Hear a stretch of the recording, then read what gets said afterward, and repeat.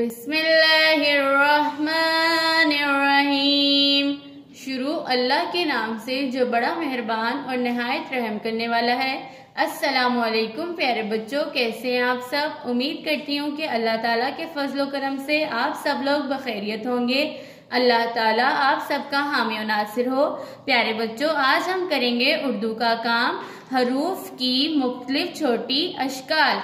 सबसे पहले हम लिखेंगे हेवो। हेवो का मतलब है होमवर्क। आज हम करेंगे हरफ आइन और गाइन की मुख्तलिफ छोटी अशकाल। ये है हरफ आइन की दो मुख्तलिफ छोटी अशकाल और ये है हरफ गाइन की दो मुख्तलिफ छोटी अशकाल। प्यारे बच्चों, हम हरफ आइन और गाइन को नीचे वाली 3 लाइनों में लिखते हैं। हरफ आइन पर कोई नुक्ता नहीं होता और हरफ गाइन पर एक नुक्ता लगाते हैं। आइए मेरे साथ लिखिए। हम हरफ आइन को नीचे वाली 3 लाइनों में मुकम्मल शक्ल में लिखेंगे। आइन। प्यारे बच्चों, अब हम लिखेंगे हरफ आइन की पहली छोटी शक्ल, जो कि दरमियान वाली 2 लाइनों में थोड़ा सा राउंड लिखी जाती है। मेरे साथ लिखिए। अब हम लिखेंगे आइन की दूसरी छोटी शक्ल, जो कि आइन की बनावट में लिखी जाती है।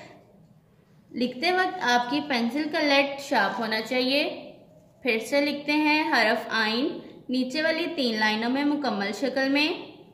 आइन की पहली छोटी शक्ल जो कि राउंड होती है, और यह है आइन की दूसरी छोटी शक्ल जो आइन की बनावट में लिखते हैं।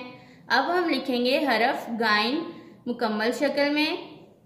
नीचे वाली 3 लाइनों में गाइन पर लगाएंगे एक नुक्ता। गाइन की पहली छोटी शक्ल। प्यारे बच्चों, लिखते वक्त लाइनों का खास ख्याल रखिएगा। फिर से लिखते हैं गाइन मुकम्मल शक्ल में। गाइन पर लगाएंगे एक नुक्ता। गाइन की पहली छोटी शक्ल जो कि दरमियान वाली 2 लाइनों में राउंड लिखते हैं। गाइन की दूसरी छोटी शक्ल जो कि दरमियान वाली 2 लाइनों में गाइन की बनावट में लिखी जाती है।